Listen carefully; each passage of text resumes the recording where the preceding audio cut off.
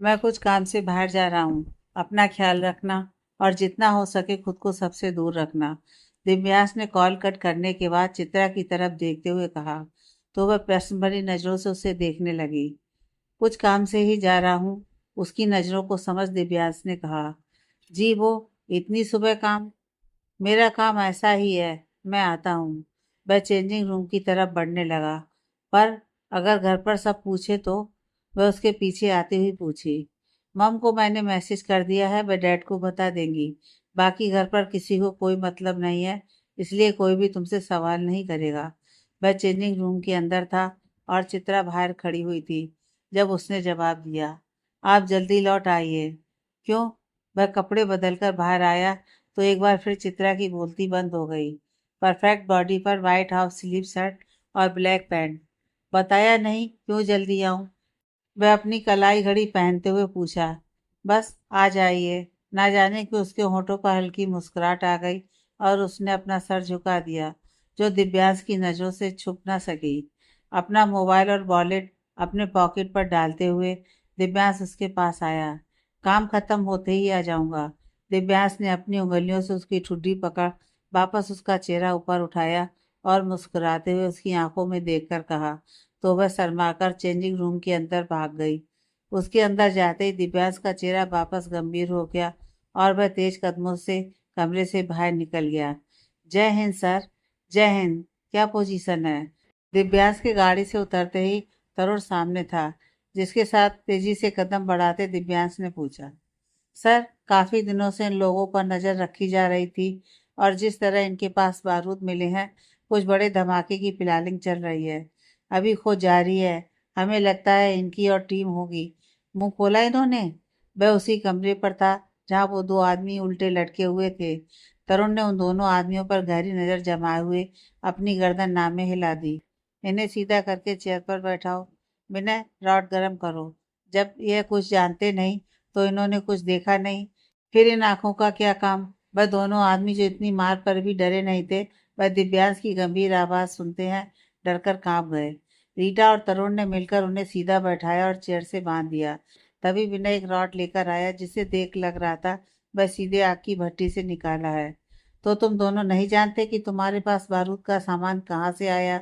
दिव्यांश ने उस गर्म रॉड को उनमें से एक आदमी की जांघ पर रखकर कहा। तो उस कमरे में एक दर्दनाक चीख गूंज गई। बस इतने से दर्द में तुम तड़प उठे। अभी तो ये तुम्हारी आंखों पर जाएगा। जब तुम्हारी आंखें कुछ देख नहीं सकती तो इसे रखने का भी कोई मतलब नहीं। दिव्यांश ने बहरहाल दूसरे आदमी की आंखों की तरफ बढ़ाते हुए कहा। सर, मैं बताता हूँ, सब कुछ बताता हूँ। दिव्यांश ने जिसकी जांघ पर रॉड रखी थी वह मिमियाते हुए बोला। गुड, बोलो। सर, हम गली के छोटे गुंडे हैं। छोटी मोटी चोरी करना, फिर थोड़ा बहुत मारपीट कर वसूली करना, यही हमारा काम है। पर लगभग 1 महीने पहले दो लोग हमसे मिलने आए थे। उन्होंने हमें बहुत पैसा दिया और इस सामान को अपने घर पर छुपाने के लिए कहा। हमें सिर्फ 2 बोरियों को छुपा कर रखना था और उसी के लिए हमें इतना मोटा पैसा मिल रहा था, इसलिए हम मान गए। उन्होंने कहा कि वह हमें फ़ोन करके बताएंगे कि उनके सामान को कहाँ छोड़ना है। 1 महीने बाद उन्होंने हमें फ़ोन किया। उस बोरी के अंदर और बोरियां हैं।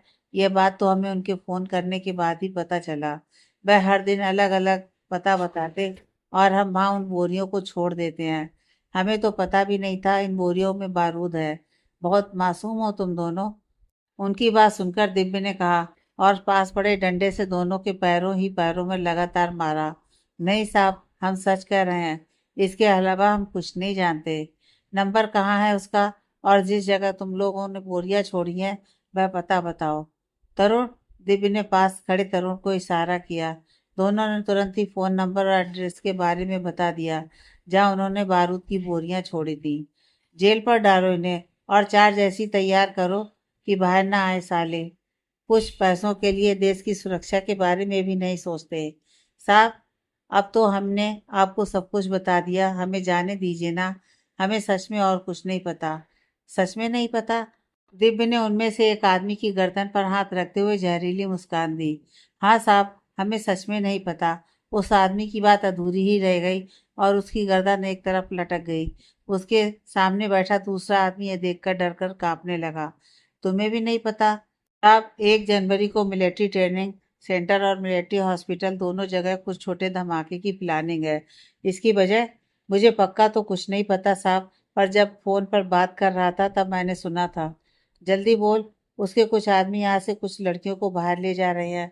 धमाका होने पर सबका ध्यान धमाके की तरफ चला जाएगा और उनको बॉर्डर पार करने में आसानी होगी। उसके इतना कहते ही दिव्यांश ने उसके गले पर अपनी हथेली से एक बार किया और उसी के साथ वह आदमी भी एक तरफ लुढ़क गया। सर, रीता सामने आते हुए बोली, इन्हें बस इतनी जानकारी थी। एड्रेस पर जाओ और जो भी मिले उसे उठाकर ले आओ। कुछ भी छूटना नहीं चाहिए।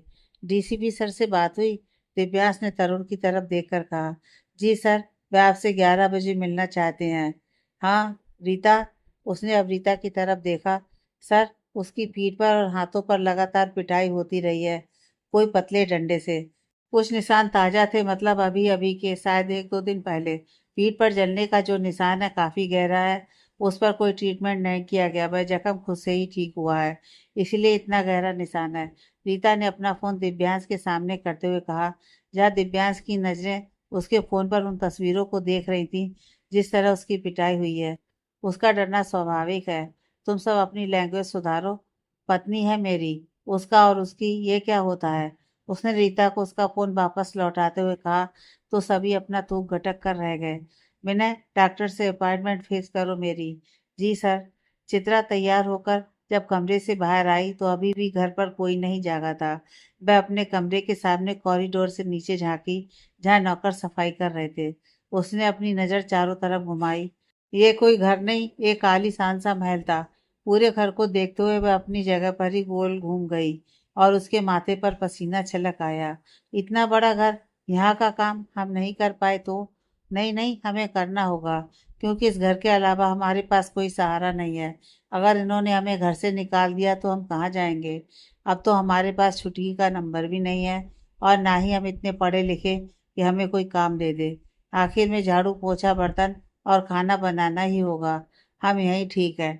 कम से कम इन सब की नज़र तो अच्छी है। वह खुद में बुदबुदाई और धीरे धीरे सीढ़ियाँ उतरने लगी।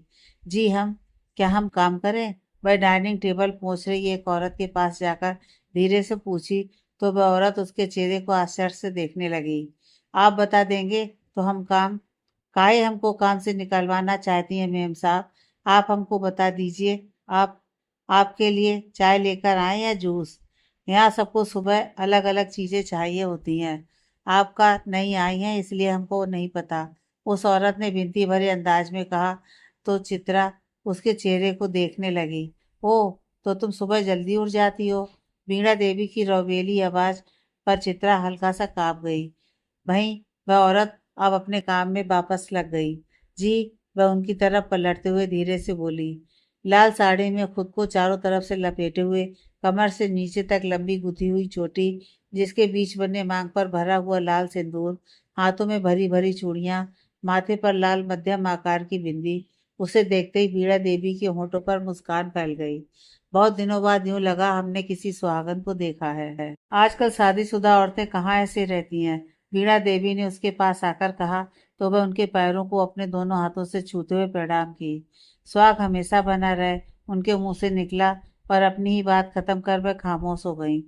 चित्रा सिर झुकाए उनके सामने खड़ी थी। पूजा पाठ करना आता है कि अपनी जेठानी की तरह सिर्फ चेहरा सजाना ही आता है? अपनी खामोशी को तोड़ते हुए वीणा देवी ने गंभीरता से पूछा, जिस पर चित्रा हाँ में अपनी गर्दन हिलाई। आओ, वह आगे बढ़ते हुए बोली तो चित्रा भी उनके पीछे चली। हॉल के एक किनारे से लगा हुआ मंदिर नुमा जगह थी, जो चारों तरफ से साफ नजर आता। चित्रा जो ज्यादातर समय सर झुकाए रहती थी, उसने तो कल कुछ भी देखा ही नहीं था, पर आज जब वह मंदिर के सामने खड़ी हुई तो सामने छोटी सी माता रानी की मूर्ति थी और उनके पास ही लड्डू गोपाल। मूर्ति पर नजर पड़ते ही उसने अपने दोनों हाथों को जोड़ आंख बंद कर उन्हें प्रणाम किया। वही वीणा जी को वह रुकी हुई महसूस हुई, तो वह पलटकर उसे देखी, जिस पर उनके होठों पर मुस्कुराहट आ गई। मानती हो ईश्वर को? वह है, इसलिए तो अब तक कुछ गलत नहीं हुआ। बस इतना ही विश्वास बनाए रखे हैं वह हमारा। चित्रा भगवान की मूर्ति पर नजर जमाए कह गई। पर कुछ लोग हर बात का दोष इन्हें ही देते हैं। हाँ, कभी कभी गलत भी बहुत कर देते हैं ये, जो इनकी नजरों में सही भी होता हो। पर जब इंसान अकेला रह जाता है तो उन्हें वह गलत ही नजर आता है। फिर दोस्त किसी को तो देना होगा, तो बस वह अकेला इंसान सारा दोष इन्हीं पर लगा देते हैं। क्या तुम्हें यह सही लगता है? हमारे और आपके सही और गलत सोचने से कुछ नहीं होता। जो उनकी नज़रों में सही है, जरूरी नहीं हमारी नज़रों में भी सही हो। जब शहजादी सी जिंदगी जीते हुए एक रात में हम नौकरानी बन जाते हैं, तो सब कुछ सही होते हुए भी गलत हो जाता है। कभी अपने लिए पानी का गिलास नहीं उठाने वाले हाथ एक ही रात में बर्तन धोने तक लग जाते हैं, तो कैसे इन्हें सही कहेगा इंसान? फूलों की सेज से कांटों तक का सफर आसान नहीं होता, पर यही सिर्फ एक रात में हो जाए तो विश्वास डगमगाता जरूर है। चित्रा की नजरें ईश्वर से हट नहीं रही थी और उसकी आंखें पूरी तरह भर आई थी। मतलब तुम भी इन्हें ही दोष देती हो? इस बार मीरा जी के सवाल पर चित्रा उनकी तरफ देखी। माफ कीजिएगा दादी, दिव्य की दादी हूँ मैं। जी माफ कीजिएगा, हम कुछ ज्यादा ही कह गए। बहुत दिनों बाद इनके दर्शन किए ना, इसलिए। चित्रा की बात पर मीरा जी की आंखें सिकुड़ गईं। बहुत दिनों बाद दर्शन किए मतलब? उन्होंने प्रश्न भरी नजरों से उसकी तरफ देखा। अम्मा घर पर भगवान जी नहीं रखती हैं, और बाहर हमें याद भी नहीं हम कितने साल बाद घर से बाहर आए हैं। वह धीरे से बताई, जैसे उसने बाहर आकर कोई बहुत बड़ा गुनाह किया हो और इस वक्त वह सजा के लिए तैयार हो। क्या कह रही हो तुम? तुम्हें पता भी है? घर से बाहर नहीं निकली मतलब? किनके घर पर रहती थी तुम? मीरा देवी की आवाज में इस वक्त गंभीरता के साथ गुस्सा भी था। जी हमें नहीं पता वो कौन थी। पापा को उन्होंने पापा को मारा था। हम पापा के पास जा रहे थे जब वह हमें पकड़कर अपने साथ ले गईं। तुमने दिव्य को बताया ये? वह नामे अपनी गर्दन हिला दी। अगर वह पूछे तो सब कुछ बताना, पर इस बारे में नहीं। अपने पापा के मर्डर के बारे में तो मुझसे कुछ नहीं कहोगी। मीरा जी के कहने पर वह उनके चेहरे को देखने लगी। उसके सामने उसके कुछ अपनों के खून हुए हैं। फिर उसके हेड सर, जिसे वो अपना आदर्श मानते थे, उनका भी मर्डर उसी के सामने हुआ। अब जब इस तरह की बात आती है तो वह मजबूत है, फिर भी इस तरह की बातें सामने आने पर कुछ विचलित सा हो जाता है। अब तुम मुझसे जुड़ चुकी हो, इसलिए शायद वह तुम्हारी इस बात को सुनकर परेशान हो जाए। बस इसलिए मना कर रही हूँ, आगे तुम्हारी मर्जी। बीड़ा जी ने धीरे से उसे समझाने वाले अंदाज में कहा, तो एक बार फिर उसने हाँ में अपनी गर्दन हिला दी। बीड़ा जी ने अब आगे बढ़कर चित्रा की हथेली थामी और उसे लेकर भगवान के सामने खड़ी हो गई। इन पर विश्वास रखो। अगर इन्होंने अब तक तुम्हारे साथ कुछ गलत नहीं होने दिया है, तो उन्होंने कुछ सोचा ही होगा। बीड़ा जी ने प्यार से उसके सिर को सहलाते हुए कहा। तो एक बार फिर चित्रा की आंखें भर गईं और वह उनके चेहरे को देखने लगी। इस तरह खुद को पूरी तरह ढककर क्यों रखा हुआ है? बीड़ा जी ने मुस्कुराते हुए पूछा और पलटकर भगवान जी के सामने हाथ जोड़ उन्हें प्रणाम किया। जी ऐसे ही हम करें? बीड़ा जी को कलश पकड़ते देख चित्रा ने पूछा, तो बीड़ा जी ने पानी से भरा वह कलश चित्रा की तरफ बढ़ा दिया। अच्युतम केशवम कृष्ण दामोदरम राम नारायणम जानकी वल्लभम। चित्रा ने गुनगुनाते हुए ईश्वर को स्नान करा दिया। बत्ती की। हमें तो आज भी देर हो गई दीदी। अब तक पीछे आकर खड़ी हो चुकी निशा ने जैसे ही कहा, परिधि मुस्कुराई। कोई बात नहीं निशा, कोई तो समय पर पहुंचा। तुम दोनों भी सीख जाओ। उम्र देखो अपनी, और आज तक समय पर नहीं आई हो। वीरा जी ने आखिर अपनी दोनों बहुओं को सुना ही दिया। माँ, दोनों ने एक साथ पहले भगवान को प्रणाम किया, फिर मीरा जी के पैरों को छूकर अपने कान पकड़ लिए। जय हिंद सर। पुलिस मुख्यालय के एक केबिन में दिव्यांश खड़ा था। जय हिंद ऑफिसर, आओ बैठो। सामने बैठे ऑफिसर ने उसे बैठने का इशारा किया। दिव्यांश शालीनता से कुर्सी पीछे खींचते हुए उनके सामने बैठ गया। क्या स्थिति है? सर, जिन पर भी शक था वह पकड़े जा चुके हैं। वैसे तो खतरा नहीं है, फिर भी हमारी नज़र अब भी दोनों जगह पर रहेगी और हमारे आदमी भी वहां तैनात होंगे। फिर भी मैं चाहूंगा आप एक बार बॉर्डर कर्नल सर से बात कर लें। वैसे तो हमारे ऑफिसर हमेशा ही अलर्ट होते हैं, इनमें कोई दो मत नहीं। फिर भी अगर कुछ खबर मिल रही है तो हमें और ज़्यादा चौकन्ना हो जाना चाहिए। हाँ सर, सलमा बेगम और साकिब हमारे शहर में देखे गए हैं। दिव्य ने जैसे बताया, सामने बैठे ऑफिसर की आंखें सिकुड़ गईं। तुमने इस केस को अब भी क्लोज नहीं किया? सर, सिंह सर का खून मेरी आंखों के सामने हुआ था। उनकी बेटी का हाथ मेरे हाथों से छीना गया। उस वक्त वह मेरी जिम्मेदारी में थी और उसे ढूंढना भी मेरी ही जिम्मेदारी है। पर कैसे दिव्यांश? तुमने तो उस लड़की को आज तक देखा नहीं।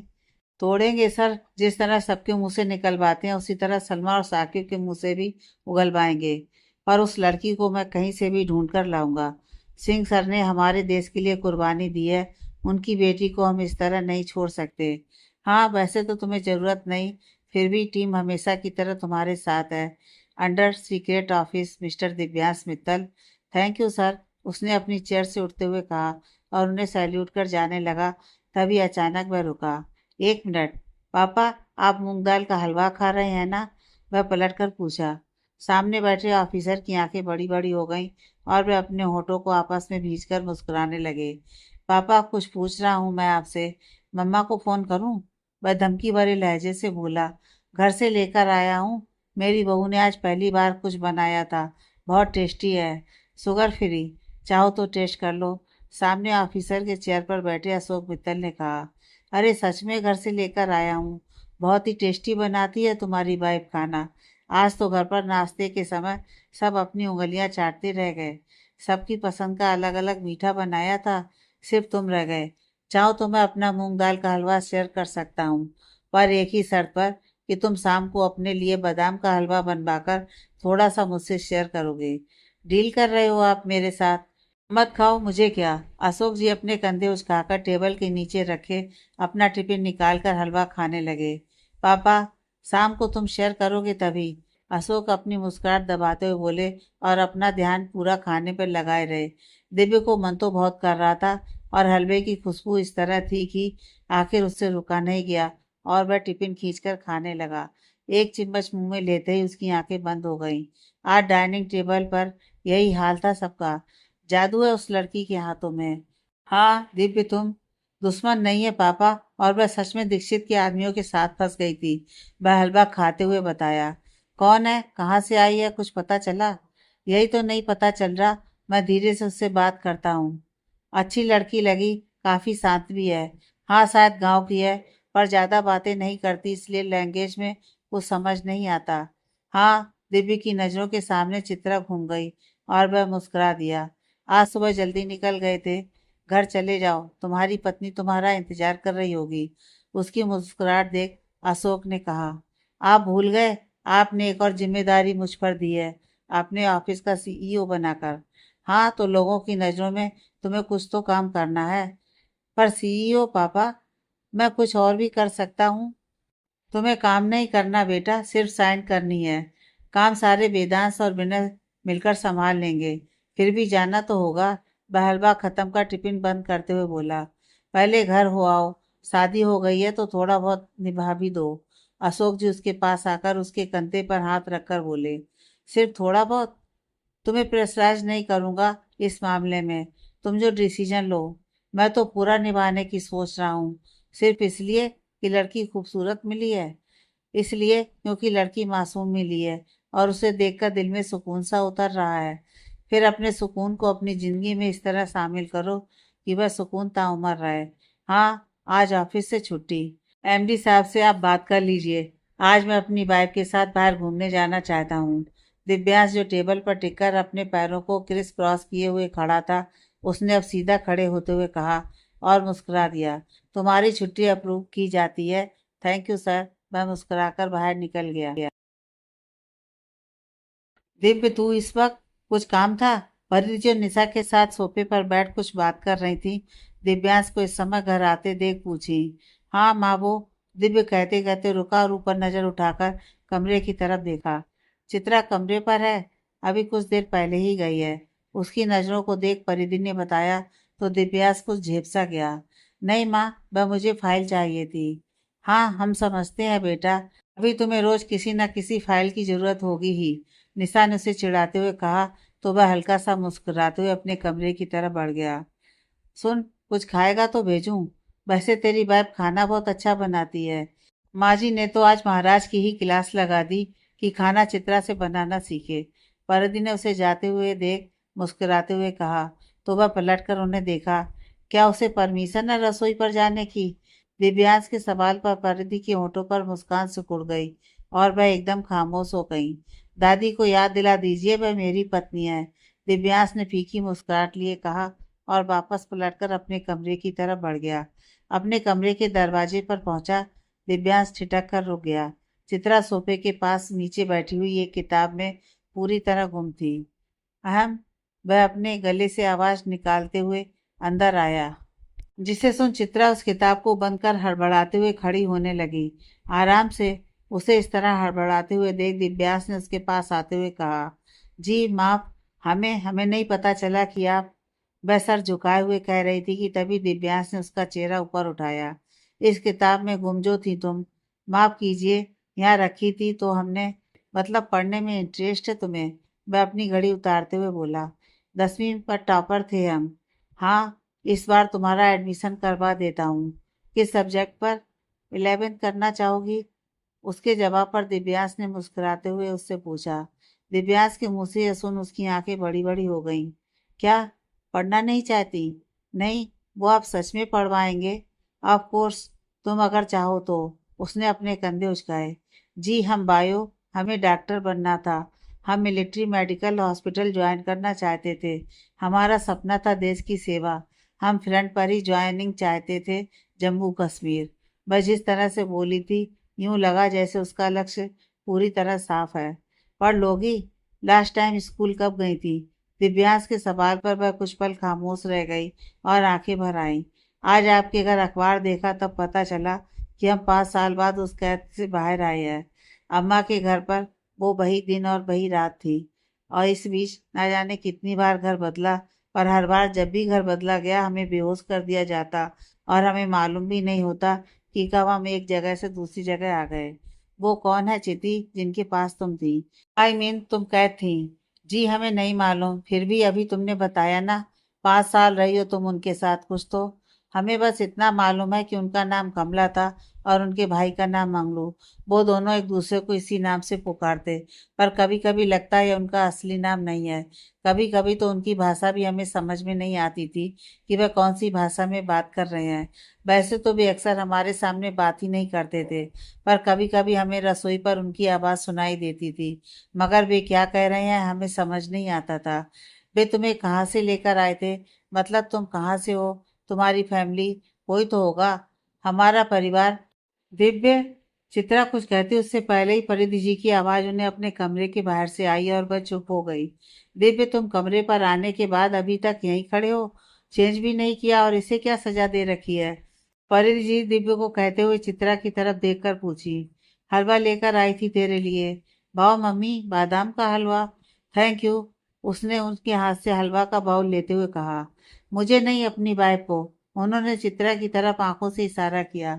इसने आज सबकी पसंद का हलवा बनाया था। वैसे तो हमने सिर्फ एक कहा, पर जैसे ये बात हुई कि कौन सा हलवा बनाना है, सभी अपनी पसंद का कहने लगे। माँ जी ने कहा कि ये कोई भी बना सकती है जो इसे सबसे अच्छा आता है, और इसने सबकी पसंद का थोड़ा थोड़ा बना दिया। तेरी पसंद मुझसे पूछा था, परिधि जी ने कहा तो दिव्यांश ने चित्रा की तरफ देखा और एक बाइट लेते हुए, यमी, सिर्फ यमी नहीं, सगुन देना होता है। पहली बार कुछ खाया है ना इसके हाथ का बना हुआ, इसलिए। परिधि ने उसके सर पर चपत लगाते हुए कहा, तो वो हाँ में अपनी गर्दन हिलाया।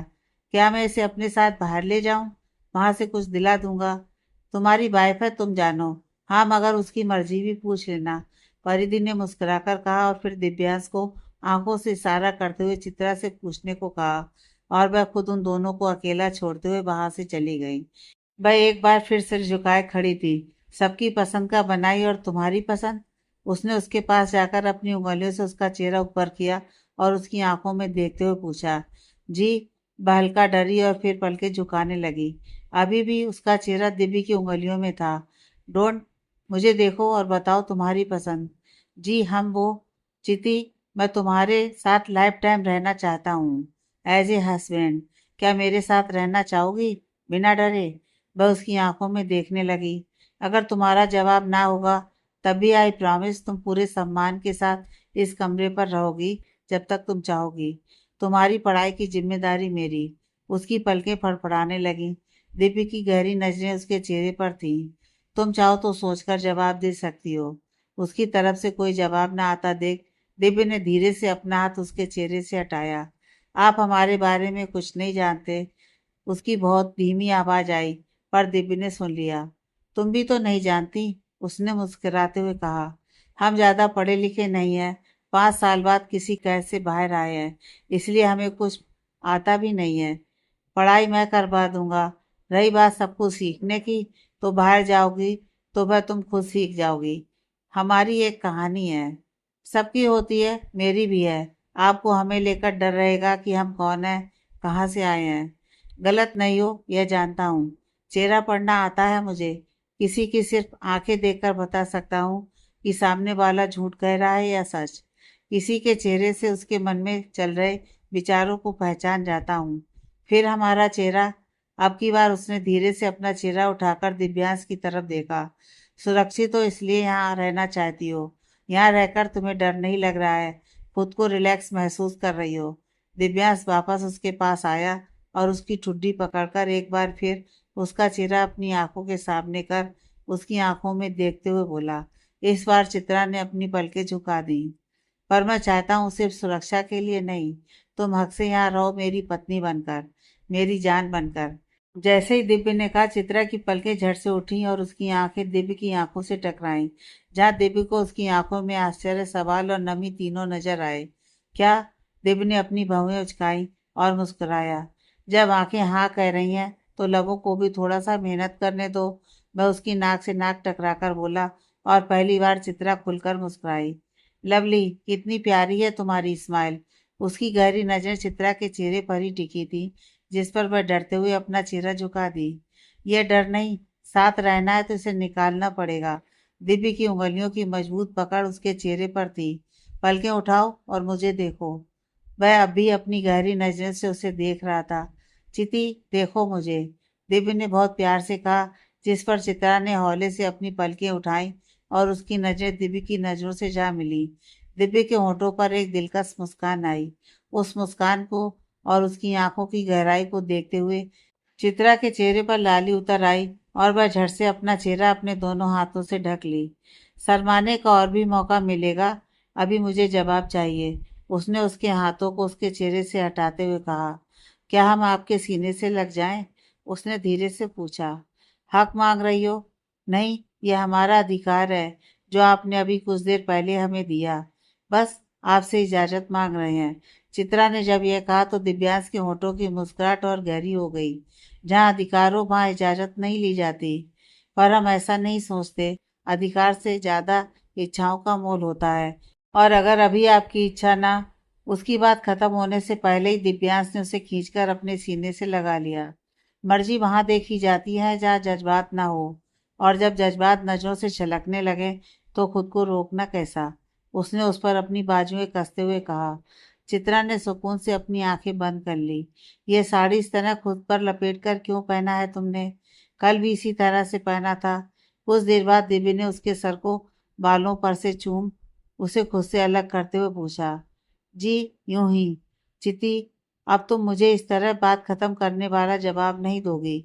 बताओ, इस तरह लपेटा हुआ क्यों है? वो ब्लाउज, उसकी आस्तीन, हमें आदत नहीं है। वह कुछ झिझक कर धीमी आवाज में बोली। अपना वॉल्यूम थोड़ा तेज करो, इतना धीरे नहीं कहते। और प्रॉब्लम क्या है, दिखाओ। दिव्य ने उसकी साड़ी पर नजर जमाए हुए पूछा तो वह अपनी साड़ी के आंचल को, जो उसने खुद से ढककर सामने की ओर पकड़ा हुआ था, उस पर अपनी पकड़ कस दी। चिति, उसने मुंह बनाया, फिर उसकी मुट्ठियों को उसकी साड़ी से छुड़ाते हुए उसका आंचल उसके कंधे से हटाना चाहा, जिस पर एक बार फिर चित्रा ने अपना आंचल पकड़ लिया। 1 मिनट देखने दोगी, प्रॉब्लम क्या है? दिव्य ने अपनी गंभीर नजरों से उसे देखते हुए कहा। चित्रा एक बार फिर अपना सिर झुका दी। दिव्य ने धीरे से उसका आंचल हटाया।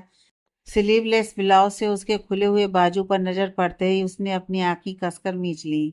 तुम्हें दर्द नहीं करता ये? उसकी बाजू पर ताजा जलने का जख्म था। उसने नाम में अपनी गर्दन हिला दी। पेन नहीं होता। वह आश्चर्य से उसके चेहरे को देखने लगा। पहले ऐसा जख्म होता था तो बहुत दर्द देता था, पर अब तकलीफ नहीं होती है। आदत हो गई है ना। हम इस पर हल्दी का लेप लगा लेंगे, ठीक हो जाएगा। तुम पागल हो? यह जला हुआ है। तुम्हें पता है सबसे ज्यादा इन्फेक्शन जलने से होता है। हमें पता है, पर यहाँ हमारे पास कोई दवा नहीं होती थी, और वह हमेशा हमारे साथ ऐसा ही करते। मार तो अक्सर पड़ती थी जब हमसे खाना बिगड़ जाता था और कभी कभी जब उन्हें किसी बात पर ज़्यादा गुस्सा आए तो वो हमें जला भी देते थे। मैं उन्हें छोड़ने वाला नहीं हूँ चिति। कल तुम मेरे ऑफिस चल रही हो, वहाँ स्केच आर्टिस्ट को उनका फेस बताना, एक्सप्लेन कर सकती हो ना? दिव्य ने एक बार फिर उसके चेहरे को देखा। जी थोड़ा थोड़ा, हमने ज़्यादा उन्हें देखा नहीं। तुम 5 साल से उनके साथ थी, पर उन्होंने हमें सर उठाकर रखने के लिए मना किया था। हमें सर उठाकर देखने पर मार पड़ती थी। उसके बताने पर दिव्य ने एक बार फिर अपनी आंखें कसकर बंद कर लीं। चित्रा की बातें सुनकर उसे इस वक्त उन लोगों पर बहुत गुस्सा आ रहा था, पर इस वक्त उसे खुद पर कंट्रोल करना था। चिति तुम, वह उसके पास आकर उसके चेहरे को अपने हाथों में भर लिया। आप सच में हमें हमेशा अपने पास रखना चाहते हैं? तुम्हें अब भी डाउट है? नहीं, वो हमें आपकी तरह तौर तरीके नहीं आते हैं ना, इसलिए पूछा। कहा तो सीख जाओगी। और कभी आपको लगा कि हम नहीं सीख पा रहे हैं तो मैं सिखाऊंगा, पर मुझसे दूर नहीं करूंगा, पक्का? पक्का वादा। हम एक बार और आपके गले लग जाएं? दिव्य थोड़ा सोचने की एक्टिंग किया, फिर उसे खींचकर अपने गले लगा लिया। ये बार बार पूछना मत। तुम जब तुम्हारा दिल करे मेरे गले लग सकती हो। बस कल से बालों पर तेल नहीं होना चाहिए। आई हेट ऑयल, स्पेशली ये जो चिपका हुआ है ना वो। उसने मुस्कुराते हुए उसकी लंबी चोटी को उसे दिखाते हुए कहा। वैसे तुम्हें अपने लंबे बालों से कितना प्यार है? जी? दिव्यांश के सवाल करने पर चित्रा उससे दूर होकर उसके चेहरे को देखने लगी। अभी हम हॉस्पिटल चल रहे हैं, तुम्हारे लिए अपॉइंटमेंट लिया हुआ है। तुम्हारी चोट, एक्चुअली मुझे हाथ का नहीं पता था, पर बैग आपको कैसे पता? उसने झट से वापस खुद को अपने आंचल से ढक लिया। कल तुम्हें तैयार करने ब्यूटिशियन आई थी, उसने बताया। एक बार डॉक्टर को दिखा देते हैं, तुम्हारे आर्म को भी। जी? उसके बाद मैं तुम्हें पार्लर छोड़ूंगा, और ये लंबे बाल नहीं रहेंगे।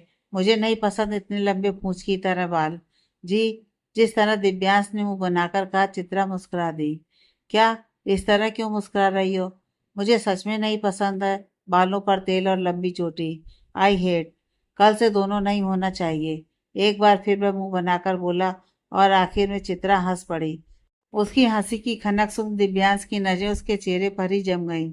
जी माफ। अचानक खुद पर नजरों का पहरा महसूस कर चित्रा की हंसी रुकी, और वह सर झुकाकर माफी मांगने लगी। यह जो कुछ देर पहले तुम खुलकर मुस्कुराई थी, मुझे वह चाहिए। यह डर नहीं। We are partner, life partner, जहाँ बाउंडेशन नहीं फ्रीडम होती है। तुम अपनी बातें कह सकती हो, अपने अंदाज से रह सकती हो। और और वह कुछ रुका तो चित्रा ने पूछा, मुझ पर हक जमा सकती हो? दिव्य के कहने पर वह हल्का मुस्कुरा दी। नाउ गेट रेडी, हमें हॉस्पिटल जाना है। जी? आपसे कुछ, वह कहते हुए फिर अटकी। अभी कहा ना तुम अपनी बातें कह सकती हो, फिर अब डर क्यों रही हो? आप हमारे लिए दूसरे कपड़े लेकर आ सकते हैं। उस अलमारी के सारे कपड़े इसी तरह के कपड़े हैं, हमने कभी पहना नहीं। फिर हमारी चोट, सबकी नज़र जाएगी तो सभी हमसे सवाल करेंगे, क्या पहनना चाहोगी? जी? आप जो, तुम्हें क्या पसंद है? दिव्य के सवालों पर वह उसके चेहरे को देखने लगी। एक बार फिर उसकी आंखें भर आईं। चिति, यहाँ तुम्हारी मर्जी होगी, तुम्हारी अपनी जिंदगी है, तो पसंद भी तुम्हारी होनी चाहिए। पर हमें याद नहीं हमारी पसंद क्या है। फिर याद करो, क्योंकि अब जिंदगी के फैसले तुम खुद लोगी। मैं अभी के लिए एक ड्रेस मंगवा रहा हूँ, पर वहां से आते हुए हम शॉपिंग पर जाएंगे, जहाँ तुम अपनी पसंद के अपने लिए ड्रेस सिलेक्ट करोगी। जी हम कोशिश करेंगे, आप मदद कर दीजिएगा। मिस्टर मित्तल, बैग पर जो जलने के निशान है वह पुराना हो गया है। हालांकि वह ठीक हो चुका है, पर दाग वह दवाई लगाने से धीरे धीरे ही जाएगा। बाजू के लिए मैंने दवाई लिख दिया है। शरीर पर जो पिटाई के निशान है वह किसी पतली छड़ी से है। पूरे शरीर पर नील जैसा है, लगभग सभी जगह खून जमे हुए हैं, और हल्की सूजन जैसे बार बार, हर बार पुराना जख्म ठीक होने से पहले ही वहां पर और चोट कर दी जाती हो। खून में हल्का नशे का डोज भी पाया गया है, हालांकि ये बहुत कम मात्रा में था। शायद बहुत डिस्टेंस में कभी कभी जरूरत पड़ने पर दिया जाता हो। और इन सब में सबसे इम्पोर्टेंट चीज, लकी गर्ल, की सेक्सुअल हैरेसमेंट बिल्कुल नहीं है। डॉक्टर ने जैसे ही यह बात बताया, सामने बैठे दिव्यांश ने अपने होठों को खोलकर गहरी सांस छोड़ी। वह चित्रा को लेकर हॉस्पिटल आया था, और उसके चेकअप के बाद उसे पार्लर छोड़ वापस डॉक्टर से बात करने उनके पास आया। डॉक्टर ने उसका फुल बॉडी चेकअप किया था, और रिपोर्ट दिव्यांश के सामने थी। किस तरह का नशा दिया गया है? गहरी नींद के लिए। जो दवाई उसे खून में पाई गई है उससे बहुत गहरी नींद आती है। इतनी गहरी कि सामने वाला कई बार हफ्तों तक सोता रहता है और उसे पता भी नहीं चलता।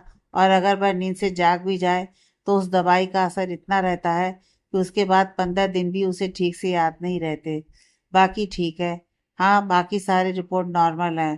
पर ध्यान रखना, ये दवाई जिस तरह से उसे दी गई है उसे आगे चलकर माइग्रेन की प्रॉब्लम हो सकती है।